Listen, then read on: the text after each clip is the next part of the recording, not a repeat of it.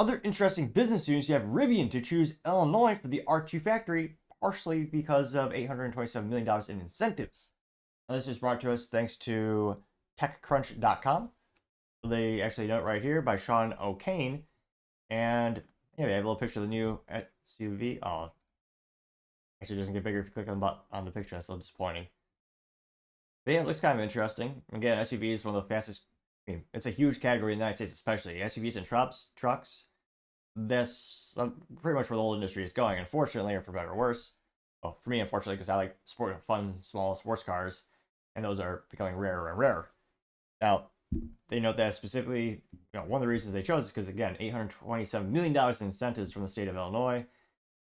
The company announced that the Illinois Department of Commerce and Economic Opportunity will dole out the funds, which will be used to expand the automaker's existing factory in Normal, Illinois, to build out supporting infrastructure to boost job training programs for the workforce, update the factories, and will begin in the coming months. So I was about to say, it's not too out of the blue since they already have some physical presence in the state, which, granted, in terms of all the states in the United States, I would not have guessed Illinois because of a location for manufacturing, considering the high cost, the high corruption. But again, I guess it is central to the U.S., and I guess employees there don't mind paying a astronomical income tax, gas tax, and void cards and all that kind of stuff. But nevertheless, they note that the funding announcement comes 2 months after Rivian unveiled its midsize R2 SUV, which is supposed to start at $45,000 when it goes on sale in 2026. Which, I mean, it sounds like a lifetime, but time moves quick, and especially even quicker in business, especially when you're setting up these factories. I wonder how much demand there will be by then.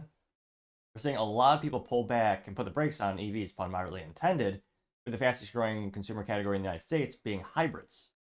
And granted, this is all partially because of the government incentives. I mean, if you throw $7,500 at someone, that's pretty big incentive to buy something.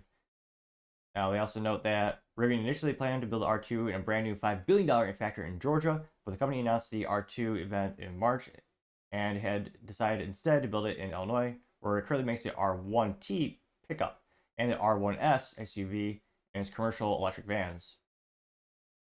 Which, to me, Rivian is a kind of a neat name. I don't know how inspiring the truck is. The R1T. To me, I kind of like it when they do things a little bit more differently. Now, they say that the decision to pivot away from the Georgia plant allows the startup to move up the timeline for the R2 SUV and save more than $2 billion. Rivian says they remain committed to building a factory in Georgia, but the company continued losses and struggles to scale production. It will make around the same number of EVs this year as it did last year, forcing it to rethink its plan for next generation vehicle.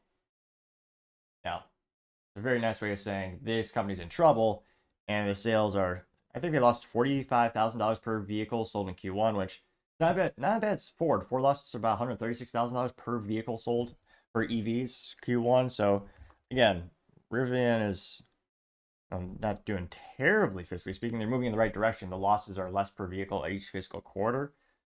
Now, that being said, the year-to-date stock is still half off, down 52.27%, currently trading for $10.07 per share. In the past 5-year trend, it's down 92.25%. Looks like the IPO was $129.95. So some people made a lot of money in the very, very beginning, and everyone else is struggling. And upon further examination, they don't even pay dividends. So there's not much incentive to actually hold on to the stock. Well, who knows? Maybe in 2 or 3 years, the stock will be worth $1,000 a share, and I'll be kicking myself for not buying it. Probably not. And again, I don't give financial advice, but just say for the outlook, for me, the outlook for Rivian, it's going to be a struggle year for most companies, especially companies that are selling glorified toys, which, again, an EV will not last your family 10 to 20 years. The battery technology is not currently there, might be in the future, but for now, to me, not a great ROI. In fact, it's one of the worst considering, you have one person that could fix it, one person that could, actually do anything to the vehicle, and the battery to replace, that'll be, what, $10, $20, $30, $40,000? So let's just say, if I was British, I'd say it's not my cup of tea, but since I'm American, I'll say it's not my cup of black coffee. But let me know in the comments. When's the last time you actually saw Rivian? Is that something you'd be interested in ever actually owning? It look okay, I guess. As always, I'd be fascinated to hear what you have to say. Thank you, everyone, for taking the time to tune in today. Don't forget to take the time to like, subscribe, and comment. Also, sharing the video is a great way to assist as well. And lastly, don't forget to take the time to tell your family, tell your friends, tell your coworkers, heck, tell your enemies, tell anyone and everyone. Just stay safe, fight the good fight.